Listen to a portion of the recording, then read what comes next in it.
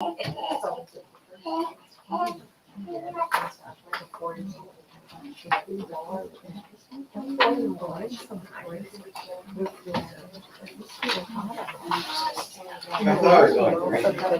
up with the spot. James 5 does not have 25 verses. What? James 5 does not have 25 verses. It only has 20 verses. I see it's written right on this one.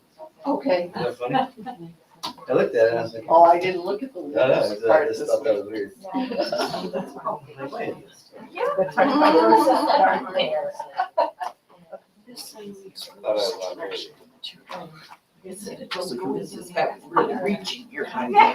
Just I thought, well, I think we Yes, could have that's done this in 3 days of questions. And Yeah. Because of that. Sometimes I get it right. You read 5 verses and they didn't always give you something else to look Good at. morning. And June is basically. So this is this the last, this must be the last one That for 2 days. for James? Yeah. Last of James. Sure. So James 5, 7 through 20, that's a big chunk of, Not really. that's a big chunk of James. Did you have any particular questions or thoughts as you guys were going through this? do you know what kind of oil our anointing oil is? Ours? I think it's from some nutrition store. I don't think it's just, for real. I don't think it's just plain olive oil. I think it's actually like some sort of like scented something or other stuff. It doesn't smell like plain olive oil. It has a little bit of a scent. But I'm not, Pastor Campbell would know. But I'm not sure exactly what the oil is. I found an article online that was explaining all the different kinds. I don't know that she was Christian, but she had a lot of information on biblical oils, so I was just curious. I wouldn't suggest motor oil, but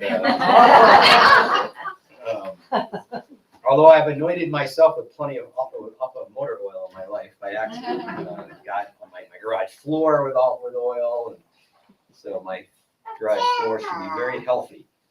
I should buy hands. Who are pastors here? Or you? Anointing? For healing, I have never done it, but I know we've done it during our services of hope and healing that we've had over the years. We've always had the anointing of oil as part of that.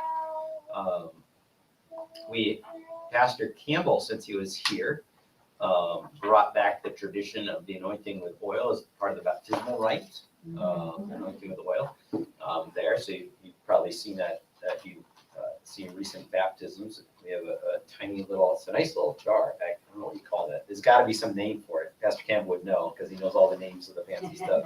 It's tiny, you just unscrew. It's got a cool, like, I don't think it's a sponge. It's some weird kind of soft thing, and it was very, very convenient. It works very well.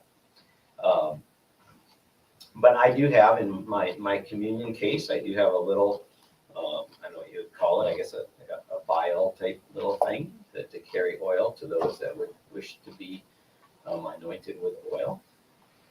We treat it as, God says, anoint the sick with oil.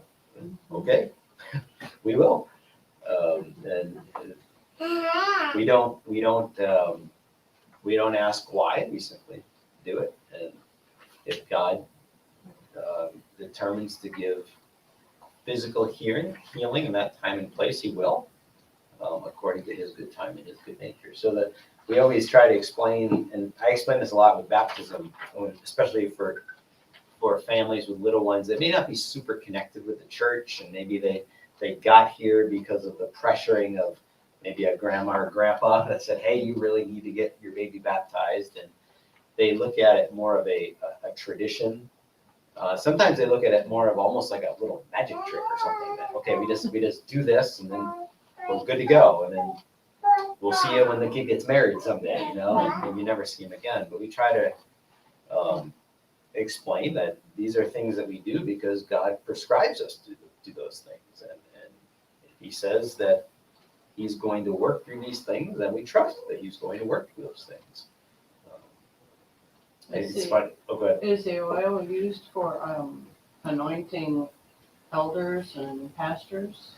I'm trying to remember if I was anointed with oil when I was ordained. I might have been, but I don't remember. Tells you how monumental that moment was. But, I was probably so overwhelmed on the day, but I don't remember. I've never done that with anybody. And in any of the, I'm trying to remember, I've been in lots of other ordinations, and I don't think I've seen them do it with that. Other questions on that one? I want to just read the first section here, starting at verse 7 in chapter 5 a little bit as well. Be patient, therefore, brothers, until the coming of the Lord. See how the farmer waits for the precious fruit of the earth, and being patient about it, until it receives the early and late rains. You also be patient. Establish your hearts, for the coming of the Lord is at hand. It's always, I hear those verses and this idea of patience. And in scriptures, it talks about the coming of the Lord. And how does the Bible constantly talk about the coming of the Lord in terms of timing? Like it's going to be what? Like anytime. But we keep talking about patience. And anytime, I'm like, well, wait a minute. Why are you talking about patience and coming at any time? This is kind of like a trick. You know, what's the deal here? And at different times in your faith life, or different times when you're reading scriptures, different things like rise to the top you've never thought of before. The thing that's been rising to the top of me recently, just in the last couple months, is this whole idea of God. The eternal nature of God means that he stands outside of time and space. And so when he talks about time and things happening quickly, and we go, wait a minute, that doesn't make sense. This doesn't seem quick, Lord. He doesn't see things. He doesn't see, the only way I can't comprehend it, the only way I can come close to making it make sense in my head is he doesn't see things in a linear way. He sees the whole kind of thing all at once. And in the 20 years from now, and the 20 years ago, and the 2,000 years ago, and the 2,000 years to come, and eternity, he sees all of that like at the same time, the same moment. Because for him, there is no, if we're going to live forever in heaven, we're not marking time anymore. It's forever. And so the Lord sees all of these things that we only see in a linear pattern, which we have to. We live in time and space. But for him, it's outside of time and space. And so when I begin to think about everything that God says in that light, all of a sudden it's like, I've never really thought about it like that. Then I want to go back and read another Bible verse and go, I want to think about that in light of this. And so this makes me think about that. He's talking about having patience, and yet he's talking about God's coming is at hand. Because for God, it is at hand. It, in a sense, and this is what it kind of blows outside of our minds of being able to comprehend it, but it's right now. And that's why we are patient. That's why we continue on, because he sees this whole thing happening right here and now. I'm going to keep reading. Any comments on that, though, before I'm at verse 9. So, do not grumble against one another, brothers, so that you may not be judged. Behold, the judge is standing at the door. I don't know about you, but when I need to be patient, I sometimes grumble. Okay? And we all do, right? And I sometimes say things like, well, just be patient, to my kids as I'm like screaming at them. Be patient. It's so ironic. I remember doing that as a teacher too.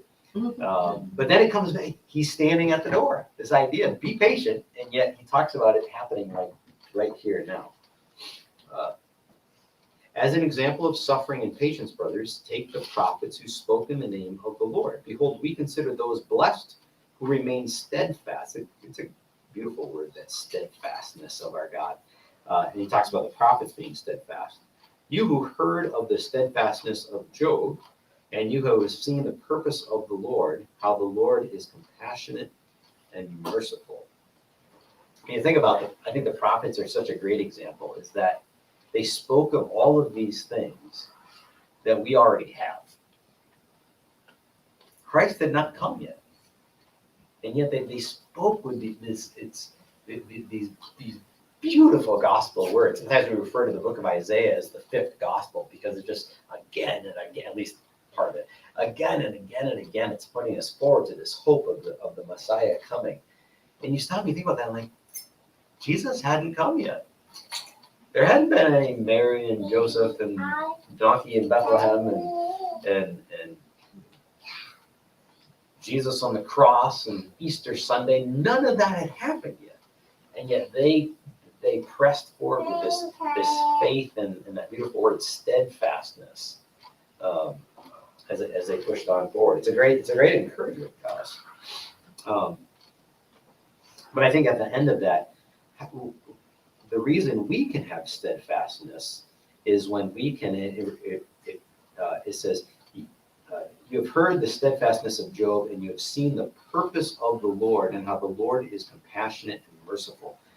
Well, I don't know about you, but one of the best practices for me when I'm feeling impatient, when I'm wondering, God, why aren't you working? Lord, are you going to do this? How are you going to solve this issue? Is by looking backwards. And I look at the steadfastness of God in my life. God, I'm sitting here with you today. What's the date? October 27th. On October 27th, 2022, in Belvedere, Illinois. That means God has been tremendous, and I'm healthy. I'm talking to you. I can move, I can do things. And that means God has been tremendously faithful to me for almost 49 years. Have I had hard times in my life? Of course I have. I've had tragedy in my life. I've had disappointments in my life. But the Lord has got me right here, right now. That means God's steadfastness, God's faithfulness to me is evident. When I'm nervous about looking forward, all I got to do is turn around and look at everything that He's already done. And you and I, as believers, even when we get to our deathbed, we can still do that. We don't have to fear death. We don't have to fear the grave, because we know that God will continue to be faithful to us, even as He carries us through what essentially we say is the worst thing that could ever happen to us. If I'm still breathing, God has been faithful. And when I stop breathing, God will keep on breathing. So it made me think about that. And finally, verse 4. Above all, my brothers, do not swear either by heaven or by earth or by any other oath, but let your yes be yes and your no be no, so that you may not fall under condemnation. I always think it's funny that that little section doesn't seem to fit to me. When I read through, I'm like, how do you throw that in there? But I think, again, it's a reminder to us that God's, it doesn't matter what I swear. God's going to do what He's going to do. And as soon as we start, and this is on a practical level, how many times in my life have I, wanted to guarantee something, wanted to try to add more to my word of yes, or try to add more to my word of no? It's really useless, because it's implying that, well, other times that I've said no or yes, well, those apparently weren't as powerful enough because I didn't add a whole bunch of other guarantees with it. Let my yes be yes, my no be no. And go on from there. The whole next section there was about all the anointing, the oil and such too, and the prayer of a faithful man. Anything that's what I was focusing more on the first half that I wanted to talk about. Anything else? Anybody have? How do you think of, so when it says you shouldn't do any swearing by God's name, would you put, probably somebody saying, literally swearing by God fits into that. Would you include, we talked about people who, say, oh my God, or stuff like that. But then it also, then it kind of expands out, like, well, when people say gosh, they're really saying the same thing. When they say geez and Jesus, and how do we make sense of?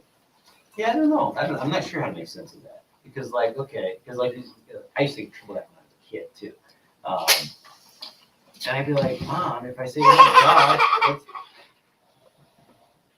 We're just struggling.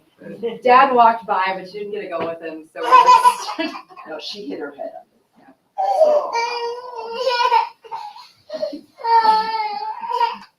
I'm only laughing because you had the same response there as you did the other day when she fell off the chair in my kitchen. She went, bang! And I was like, ooh! And Sarah just sat there and went, She just falls all the time. All the time. Let's see if I can find that. Yeah. yeah. I don't think Does that she's mean all I don't that answer her hurt. question? That didn't take long to tell me answered it well. Yes, it was a phenomenal answer. Sorry. No, it is a good question though, because you wonder, it kind of, you string it out so far, then you realize, why am I even bothering stringing it out this far? So should I let my kids say, oh my gosh? I don't know. It's better than saying, oh my God. Yes. Right. Yeah, So I don't know. I missed a bunch, but that's the synopsis of the Yeah. answer. So No, you didn't miss if your it. kid says, oh my gosh, what are you gonna do? I know Aaron has a pretty tight rope on that, so maybe he'll just take care of it. But we were Oh, talking I about, don't know. well, we were talking about too, like, even words that I like Donna mentioned golly as a substitute for God. Like, I would have thought golly is like the cleanest word in the world. Well, I had a pastor friend that was, I won't say it, but not what, but he would joke about, I tell my kids, the best way to not use the Lord's name in vain? Just say, oh, and then fill in your favorite swear word that would be 4-letter word.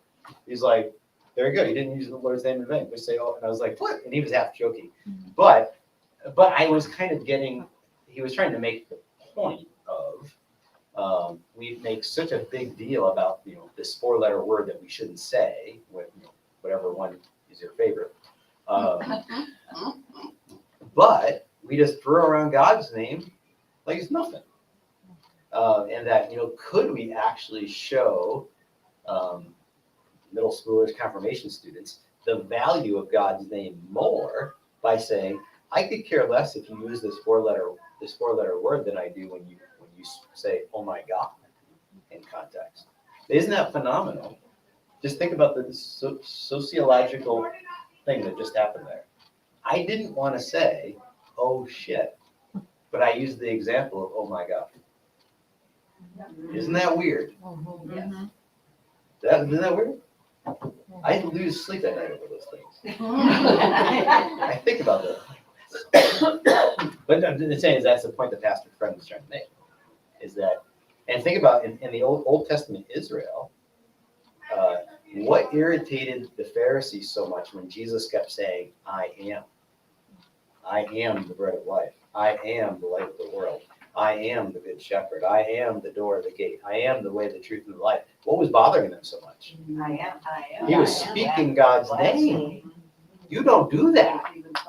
Don't speak the name of God. It was so holy they wouldn't even say it. And even Yahweh, I don't know my theological things as well enough, but Yahweh is just a guesstimate on how to say it, because they don't really know exactly how to say it. That the Old Testament Hebrew there, which is just fascinating. The holiness of God's name, they wouldn't even speak it, and yet we just like it's nothing. Like it's not. Just more of a sociological, cultural, anthropological.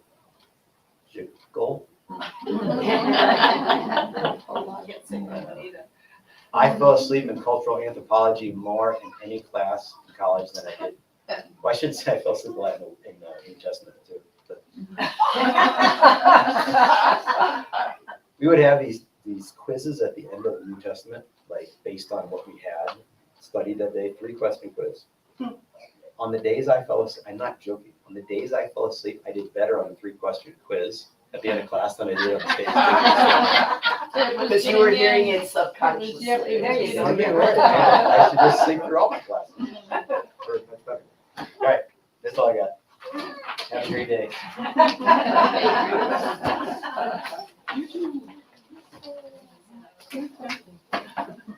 How fun it looks in here. Yeah. If you want.